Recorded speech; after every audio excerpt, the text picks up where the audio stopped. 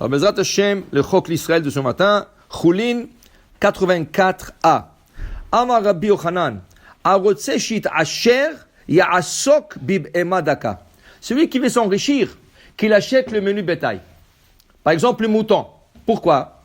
Ils sont 100% d'utilisation. D'abord, tu as de la laine, numéro 1. 2, tu as du lait. 3, si tu l'égorges, tu as de la viande. 4, de sabots, Ken, tu peux faire de manches d'ustensiles. Ken, tu peux faire plein de choses avec ces choses-là. Alors c'est pour ça que Chachamim explique, la peau, tu peux faire des manteaux. Chachamim explique, Yaakov Avinu, il envoie Yosef voir ses frères. Mais qu'est-ce qu'il lui dit? Il lui dit quelque chose de très intéressant, si on fait attention dans le mot de la Torah. Vayomer lo Yaakov, dit Yaakov à Yosef, Lech na re'eh et shelom achecha ve'et shelom atzon. Va voir comment vont tes frères et comment vont le mouton. Comment ils vont le mouton? Qu'est-ce qu'ils ont à faire le mouton? Toute la journée, disent les Mefarshim, non. Tu sais pourquoi ils voulaient savoir comment ils vont le mouton? Akarat Atov, la reconnaissance. Il a dit, puisque le mouton nous donne tant de choses, la laine, la viande, le lait, la peau, tout ce que tu veux, alors il faut s'occuper d'eux. Il faut avoir Akarat Atov, il faut avoir la reconnaissance envers cet animal qui est 100% utilisé. Alors, Amar Rabbi Yochanan, c'est la Gemara de ce matin, elle dit, si tu veux t'enrichir, investis-toi dans le menu bétail. Achète un troupeau de moutons et tu vas t'enrichir. Après, dire Amar Rabbi Yochanan, Mishiniach lo aviv ma'ot verotze la'abedan. Dit Rabbi Yochanan, moi j'ai un autre conseil pour toi. Pas seulement comment t'enrichir. Je peux te donner un conseil comment perdre de l'argent. Et qu'est-ce que ça veut dire ça? Il nous donne un conseil comment perdre de l'argent? Non. De ce qu'il va te dire maintenant, tu vas comprendre qu'il faut faire le contraire. Ok?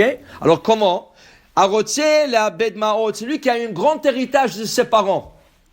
Maintenant, il veut perdre cet argent, parce qu'il y en a qui, dès qu'ils ont un peu d'argent, ils perdent la tête. Ils commencent à voyager, à gaspiller, tout ça. Ils ont tout perdu. Alors, il dit ici, tu veux perdre de l'argent? Voilà. Il bâche klepishtan. Va t'acheter des habits en lin.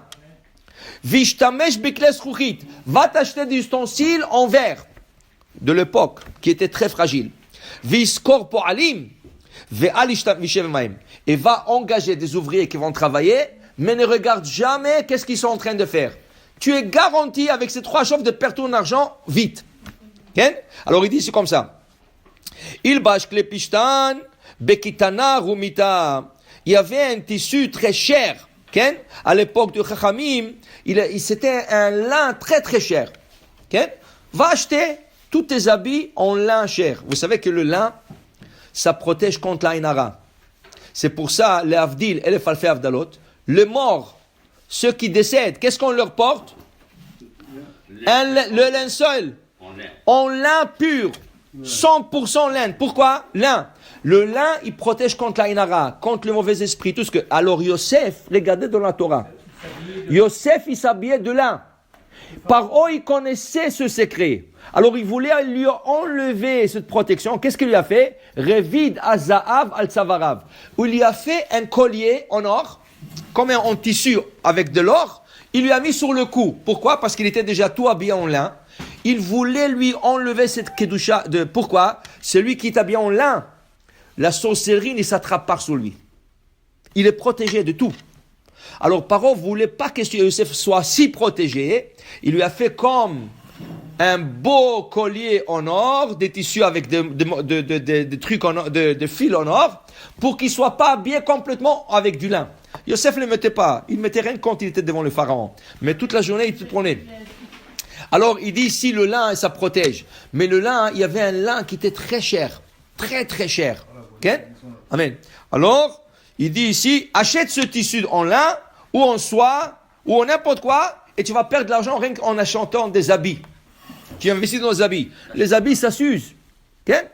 Ça s'use. Ils ont fait un reportage. Le plus riche homme au monde, il s'habille avec un jeans de $30.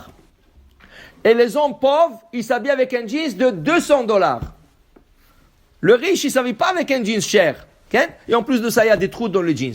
Tu payes même pour le trou. Eux, ils font des trous et toi, tu payes pour le trou. Et après des chemises, ils achètent des t-shirts de 5, 10 dollars. Les autres, ils achètent des t-shirts 100 dollars, 200 dollars. Ils ont fait une comparaison sur le marché. Alors, il dit ici, ne t'investis pas dans les habits. Il faut que les habits soient propres et beaux, mais il ne faut pas trop investir dans ça. Après, il te dit ici, Kles Ruchit, pourquoi? Bezugita Chavirta, à l'époque du Talmud, le verre, le matériau verre était tout neuf.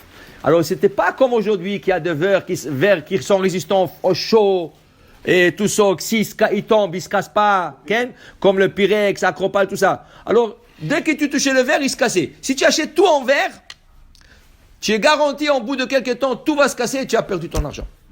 Et la troisième des choses, il te dit ici, Rabbi Yochanan, va engager des ouvriers et ne t'assois pas avec eux. Par exemple, tu as un champ, va engager 20 personnes qui vont travailler et ne regarde pas qu'est-ce qu'ils font. Ils travaillent pas, ils volent pas.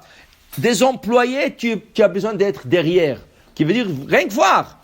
Tu n'as pas besoin de leur harceler laisse-leur travailler, mais surveille. Surveille, qu'est-ce qu'ils sont en train de faire? Alors il dit ici, Mishum Pseda.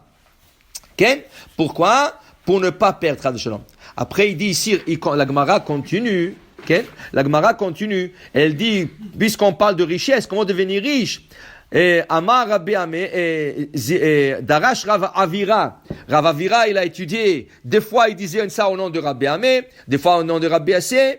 Il dit ici, le olam yochal adam vishte pachot masheshlo. Il faut pas manger de délicatesse toute la journée.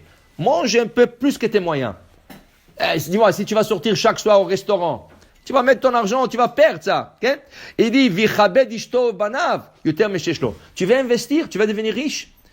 Investir dans ta femme et tes enfants. Achète-leur des habits, achète-leur tout ce qu'ils ont besoin. Ça va t'emmener une bracha. Pourquoi? Tu sais pourquoi? Regarde qu'est-ce qu'il dit Rabbi Avira. Au nom de Rabbi Amir ou Rabbi Assi. Il dit, tes enfants et ta femme dépendent de toi. Si tu leur donnes pas, ils vont pas avoir ni à manger, ni à vêtir, ni à sortir, ni à rien du tout. Ils dépendent de toi. Ça veut dire qu'ils te regardent toujours. Toi, tu es l'exemple pour eux. Et toi, tu es comme, tu c'est celui qui leur nourrit, celui qui leur donne l'argent. Vehu, mais toi, de qui tu dépends? Taloui bimisha amar vaya olam. Tu dépends d'Hachem. Hachem te dit, moi je vais voir comment tu t'occupes de ta femme et tes enfants. Tu t'occupes bien de ta femme et tes enfants, je m'occuperai de toi. Tu négliges ta femme et tes enfants, je te négligerai. Alors tu veux devenir riche.